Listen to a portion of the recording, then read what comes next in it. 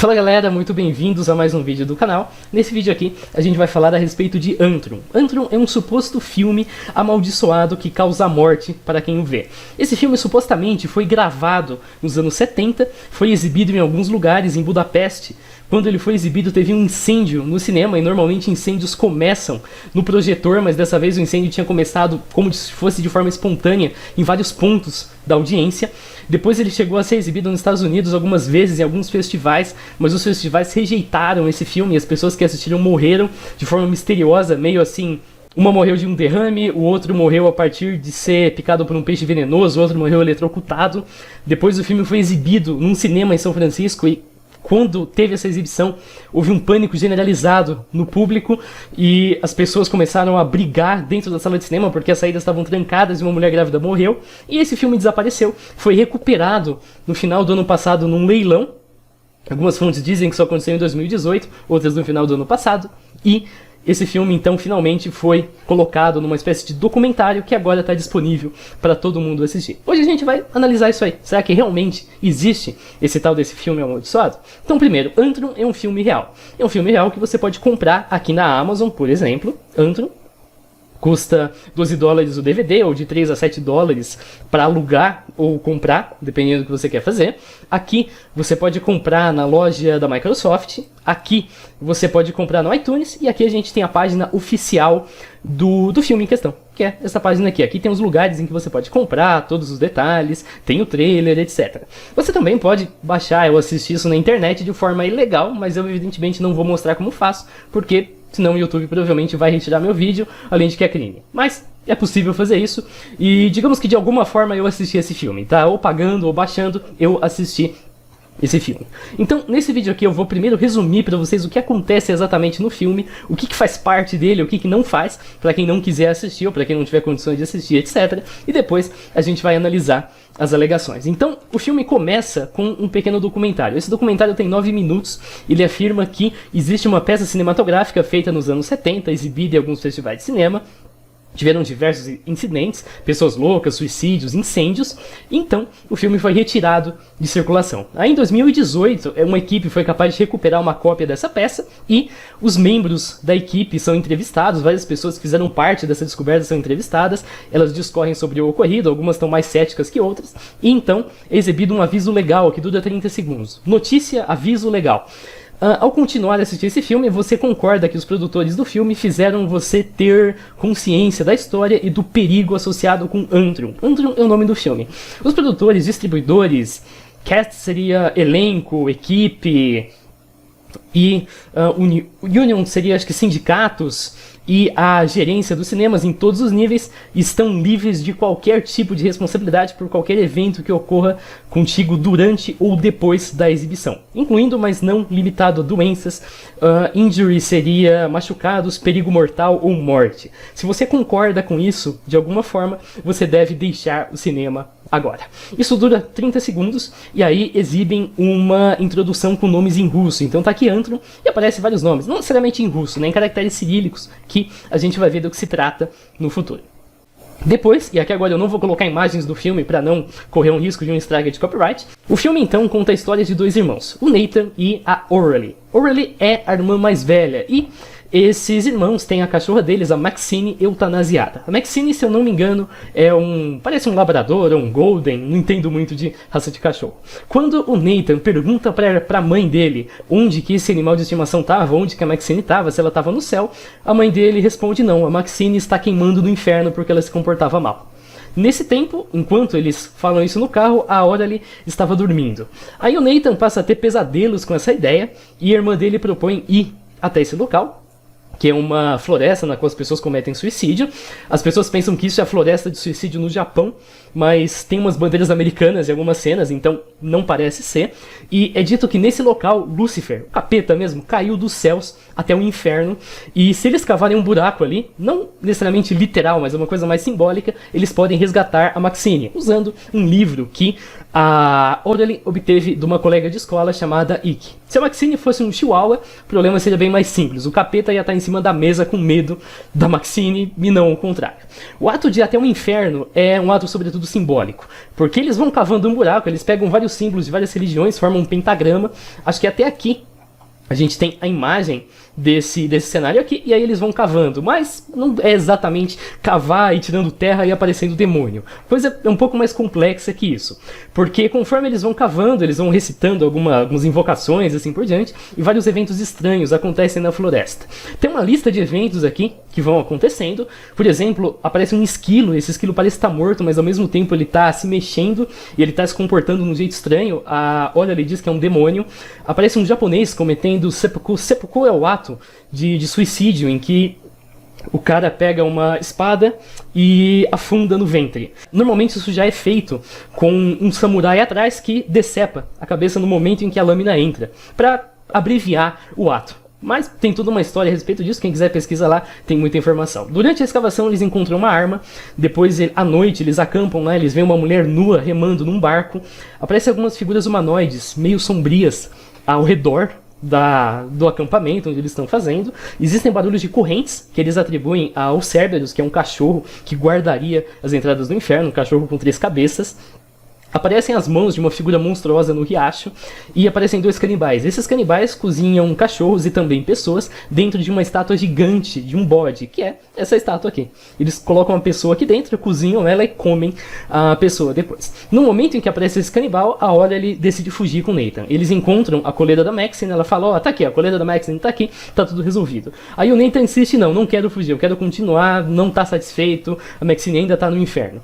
Aí ela decide então revelar que o plano da Aurelie era uma farsa. Na verdade, o Lucifer não caiu ali, nada daquilo é real. Ela desenhou o livro por conta própria, trouxe pra lá e começou a fazer isso numa tentativa de que o Nathan parasse de ter pesadelo, desistisse dessa ideia, porque então o Maxine estaria segura. Evidentemente, esse não é o caso, né? Uma série de eventos estranhos já prova que esse não é o caso. Eles entram num barco, eles tentam fugir e eles percebem então que eles estão andando em círculos e voltam para o acampamento. Lá, os canibais capturam esses irmãos, eles tentam cozinhar o Nathan, colocam ele lá dentro do bode.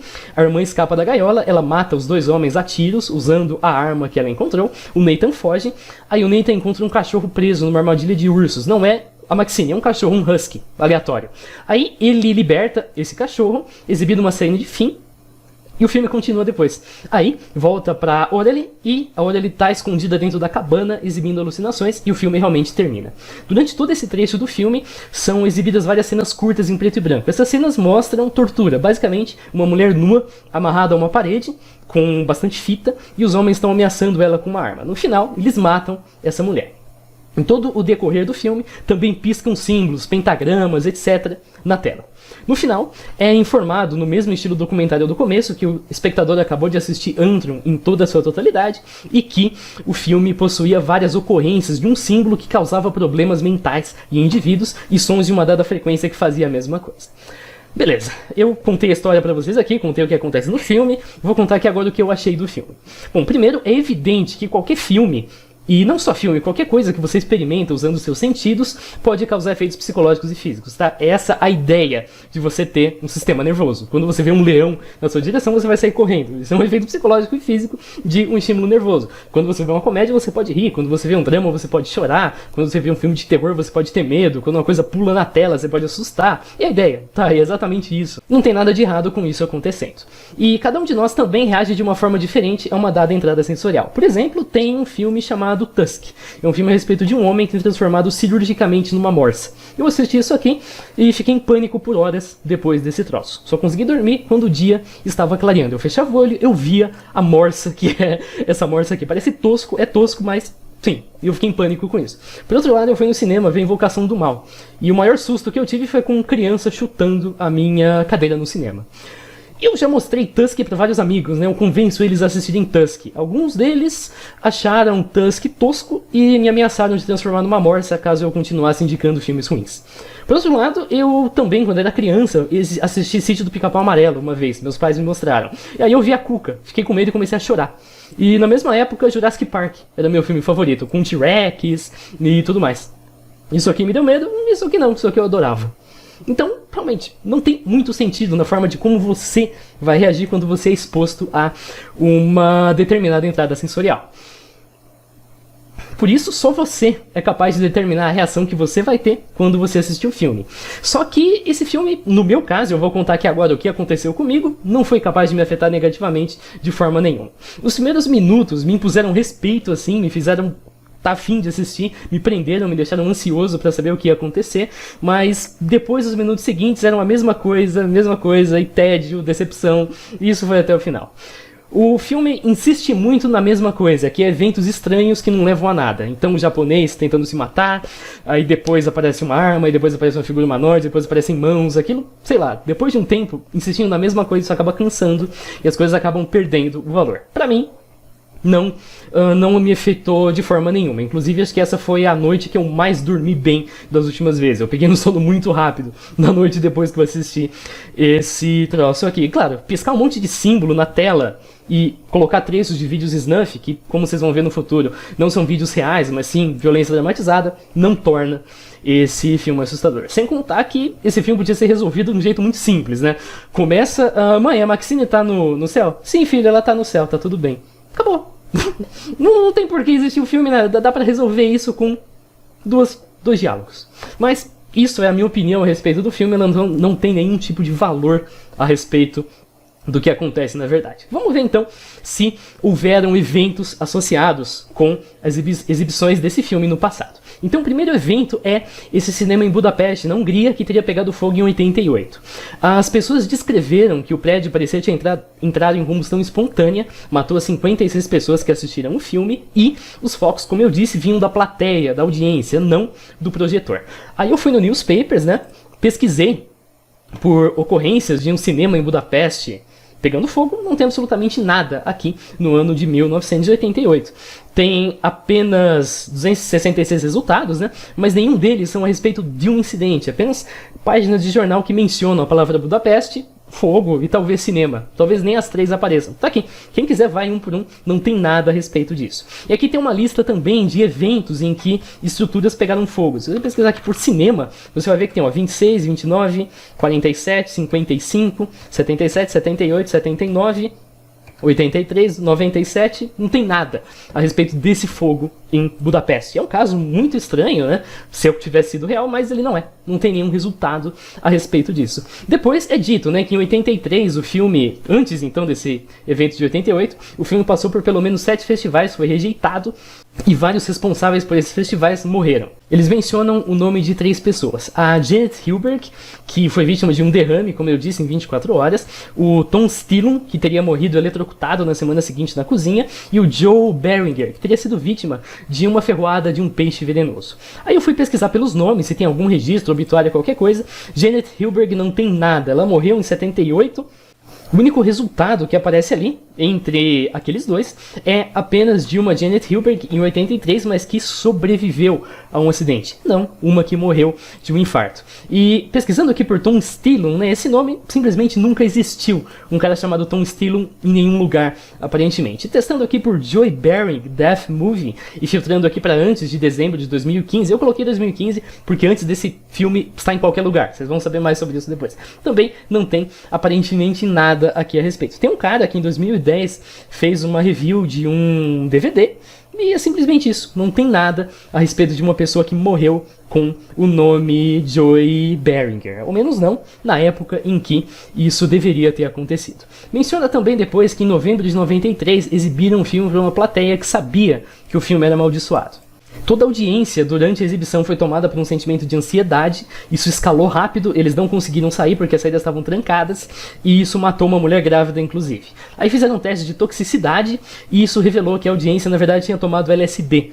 E por mais que eles negassem que tinham feito isso, depois descobriram que na verdade tinham contaminado a pipoca por um cara chamado Richard Semi, que era um funcionário do local. Também parece ser um caso muito importante, né? Um caso que certamente iria ter repercussão local em 93. Pois é, não tem nada a respeito dessa ocorrência. Pesquisando aqui por Antrum, por exemplo, em 93, não tem nada relevante. Inclusive aqui na Califórnia, né, onde deveria ficar, onde fica São Francisco e onde isso deveria ter acontecido, não tem nada a respeito disso. Pesquisando aqui também por Richard Semmy, em 93, tem apenas outras pessoas com o sobrenome Semmy. E pesquisando por Richard Semmy, entre aspas, em todo esse período, você não vai achar nada exatamente desse jeito. Vou até colocar mais um aspas aqui para ver o que vai acontecer. Tem um único resultado e é um Richard Skiff M, e não Semmy. E pesquisando aqui por algum evento ocorrido em 93 envolvendo um cinema e LSD, você não vai achar nada a respeito. Se trocar aqui por cinema também, não vai ter nenhum resultado a respeito disso, nenhum incidente que envolveu isso. É um incidente muito peculiar, que certamente deveria ter acontecido, mas não tem nada a respeito disso em lugar nenhum. Aqui só tem alguns filmes que foram publicados em 93 e que envolviam LSD, mas nada do que a gente procura. Depois afirma que esse filme tinha sido obtido em um leilão em Connecticut. Agora, normalmente leilões são anunciados na internet. Eu pesquisei aqui por informações, não tem nada envolvendo Antrum, como você pode perceber aqui. Esse resultado aqui dá algumas coisas, mas são pergaminhos, não tem absolutamente nada que envolva esse filme aqui. Inclusive aqui não mostra só as coisas que estão à venda. Pelo contrário, aqui tem muita coisa que já foi vendida. E pesquisando aqui por Antrum também, nesse caso a gente tem mais de 1000 resultados, tá? Não dá para olhar um por um, mas nenhum deles são exatamente do jeito que deveria ser. Aqui tá simplesmente Antrim, desse jeito aqui. Não tem nada que indica que seja um filme chamado Antrum. Por exemplo, se trocar aqui por Antrum Movie, você também não vai obter o dito do filme. Tem um resultado que apareceu aqui, mas e aqui? Moving the Cattle Co. Antrim. Não tem nada a ver com o que a gente está procurando. Isso nem é filme, né? Eu pesquisei movie, ele colocou moving, de mover. Não tem absolutamente nada a ver com o que a gente precisa. Ou seja, o filme afirma, né, que vários eventos aconteceram, que várias pessoas morreram vendo esse filme, mas a gente não achou nada em lugar nenhum. Aparentemente, tudo que o filme diz nos 9 minutos de documentário não aconteceram. Aí vem a pergunta, tá, esse filme realmente foi feito em 1979 ou não? Pois é, você pode resolver isso vindo aqui na página do Antrum, lá no IMDb. Deixa eu só fechar esses resultados aqui, porque eles já não são mais necessários, e isso vai acabar deixando a gente respirar um pouco. Vindo aqui, você tem a informação de quando essa compilação saiu, né? Você vai ver que isso aconteceu em 14 de outubro de 2018, e você pode também ver a lista de pessoas envolvidas com esse filme. E o legal disso aqui é que a gente tem uma criança, tem duas crianças, né? Esse aqui é o Nathan, o irmão mais novo, e essa aqui, assim que as fotos carregarem, e essa aqui é a Orally. Aí eu me perguntei, tá, quem são os atores e atrizes que fazem esse filme? Eu comecei pesquisando a respeito da criança, né, do Nathan. Eu encontrei que, na verdade, o cara que faz o Nathan é o Rowan Smith, esse cara aqui. Aqui você tem os filmes que ele participou, inclusive Antrum e outros filmes também. Por exemplo, I Believe, esse filme aqui, ele fez esse garotinho e assim por diante. Aqui você tem o Instagram dele, você pode ver todas as publicações. Você vê que aqui ele já parece um pouco mais velho que ele estava quando ele fez o filme, mas ele ainda é uma criança. Aqui tem até divulgação do próprio filme, tem ele com a família, ele com os amiguinhos da escola, etc. E aqui tem uma matéria que diz que ele tinha 11 anos em 2017. Se ele tinha 11 anos em 2017, ele deve ter nascido em 2006. Então o Rowan sequer tinha nascido quando o Antrum supostamente foi feito. Ainda assim, o Rowan aparece em todo o filme. Nos outros casos, a outra atriz, né, que é a Nicole Tompkins, é um pouco mais difícil de descobrir a idade dela porque não tem na internet. Ela fez Resident Evil, como você pode perceber aqui. Aqui tem outras imagens da atuação dela. Aqui tem a página no Facebook dela. Aqui tem uma database de atores em que a gente tem aqui os telefones dela, tem todas as participações que ela já fez, tem aqui mais umas fotografias. E aqui a gente tem a página que lista a idade. Aqui essa idade não é a idade precisa, é um intervalo de idades, entre 17 e 25 anos. Fazendo 17 e 25 anos a gente descobre que ela nasceu, no pior dos casos, em 95, no melhor dos casos, em 2003.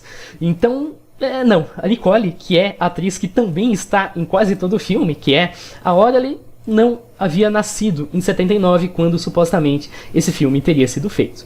Aí também eu levantei os outros atores, né, que participaram do filme. Tem aqui a mãe dos irmãos, né, que é a Crystal Elling, é essa atriz aqui. E tem os outros atores, tem os canibais, tem o japonês, que é visto tentando cometer suicídio, etc. E eu verifiquei que eles não atuavam em 79. Aqui, por exemplo, esse cara, um dos canibais, começou em 98. esse outro cara, que eu não consegui identificar no filme até agora, começou... A filmografia dele é bem longa, mas começou em 68 com um resultado que provavelmente é um falso positivo, mas efetivamente aqui parece ter começado em 2000, desse jeito aqui. O próximo ator, Shu Sakimoto, que seria o japonês da Floresta do Suicídio, começou aqui em 2010, começou a atuar em 2010. A mãe dos irmãos começou a atuar em 2001, conforme está indicado aqui. Aqui tem outras obras, mas nenhuma delas é o que a gente procura. E aqui a gente tem mais um outro ator, esse aqui eu tenho quase certeza que ele fez um dos canibais, começou a atuar em 2002. Então todas as pessoas envolvidas nesse filme não atuavam na época em que o filme supostamente deveria ter sido feito. Os principais atores, né, a garota e o irmão, não haviam sequer nascidos naquela época. Eles nasceram bem depois. Ou seja, esse filme não foi feito em 79. Agora, quanto aos demais nomes que aparecem na introdução, porque a introdução eu tinha mostrado para vocês ali atrás, envolve aí alguns caracteres em cirílico, né, desse jeito aqui. Eu me perguntei, o que exatamente são esses caracteres e o que eles levam? Primeiro eu comecei com os identificados, né, aqui, Orally e o Nathan. Pois é, o nome do Nathan é uma versão em cirílico, meio bizarra, do nome do ator. O nome do ator é Rowan Smith, como você pode perceber aqui. Aqui a gente tem Rowan Smith. Aqui não dá pra ver muito bem, mas tá aqui, Smith, claramente, Nathan. E aqui a gente tem o nome da Nicole, né? Nicole Tompkins, Nicole, só que parece um Tompkins. Aí eu peguei a direção, né? A direção é um pouco mais difícil. Fiz um OCR, passei isso pro tradutor, encontrei David alguma coisa, isso aqui é David alguma coisa, e aqui eu encontrei Michael alguma coisa também. Aqui ele traduziu como Ik, e aqui ele traduziu como Named. Isso em búlgaro, em russo, ficou como Michael is necessary. Então...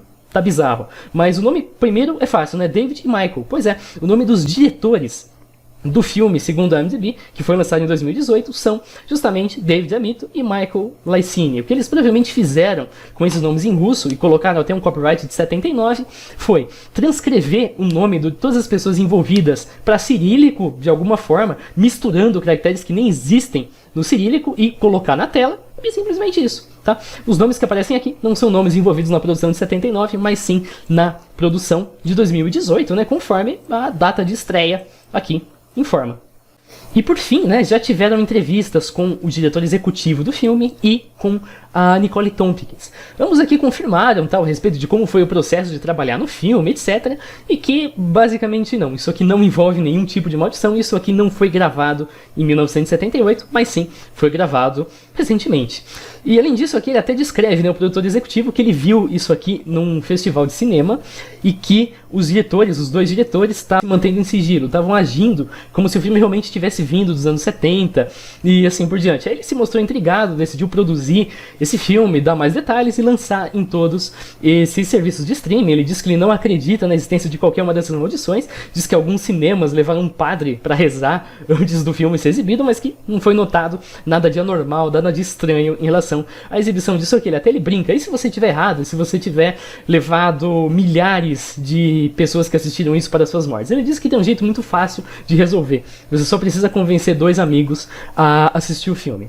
Legal, aí você deve estar pensando, o filme não é da década de 70, mas se você assistiu o filme, se você me ouviu falando, você viu que tem um documentário que fala a respeito do filme. O que explica esse documentário? Vamos lá. Filmes envolvem atores, né? Atuação é uma arte milenar, surgiu aproximadamente 6 a.C., século 6 a.C., e nessa arte as pessoas atuam como se elas tivessem uma situação que elas não estão, tá? As pessoas atuam em filmes para diversas coisas, cenas de ação, morte, perseguição, tiroteio, sexo, casamento, praticamente qualquer coisa, qualquer coisa mesmo que faz parte da vida humana e até da vida sobre-humana, tá? As pessoas às vezes agem como se elas fossem ETs, como se elas fossem várias coisas que não são humanas.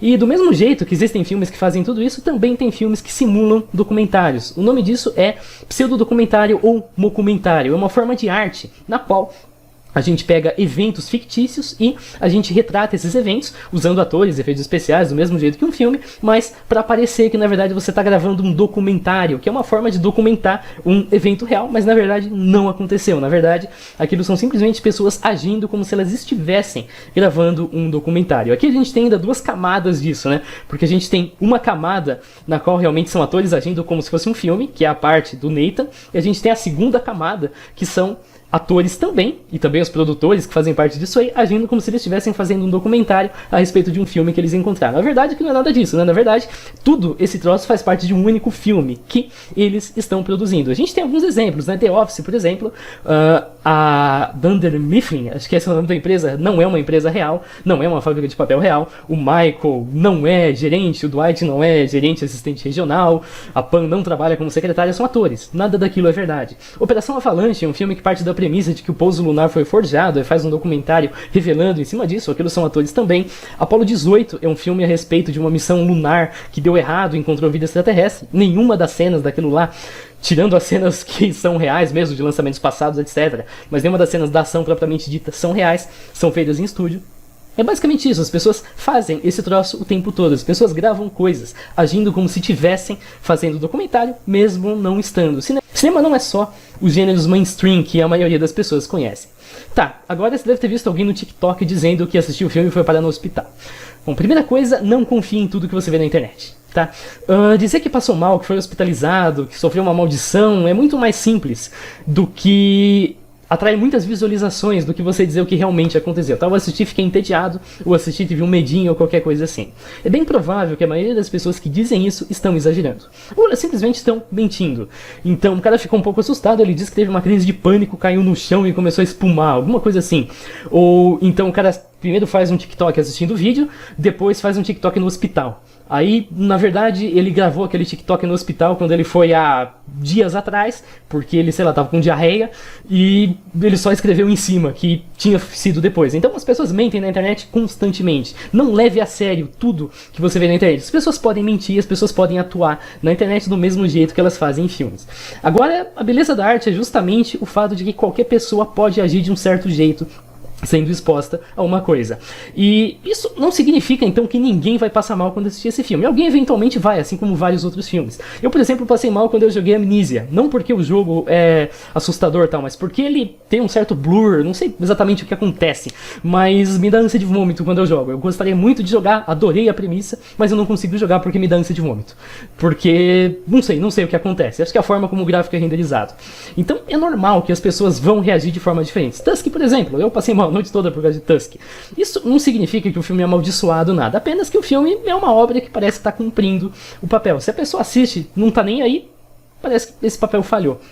Agora, vale lembrar também, né, que assistindo o filme não tem nada que vai causar pânico em um grande número de pessoas. Tem algumas obras que fizeram isso, por exemplo, Guerra dos Mundos, de H.G. Wells. Essa história conta a respeito de uma invasão marciana e foi narrada no rádio, uma vez, como se fosse uma história real. E as pessoas realmente entraram em pânico quando isso aconteceu. É um exemplo de situação que pode causar pânico, dependendo de como for apresentado. Esse filme não entra nessa categoria. Em termos desse filme ser explícito, seja em nudez ou em sangue, violência gráfica, ele não é. Tá? A cena da mulher nua não dá pra ver praticamente nada, dura segundos, e tem coisas muito piores por aí, tá? Game of Thrones é mais explícito que isso, Jogos Mortais é muito mais explícito que isso, The Thing, Enigma de Outro Mundo, é um filme da década de 80, eu gosto pra caramba, é muito mais explícito que isso também.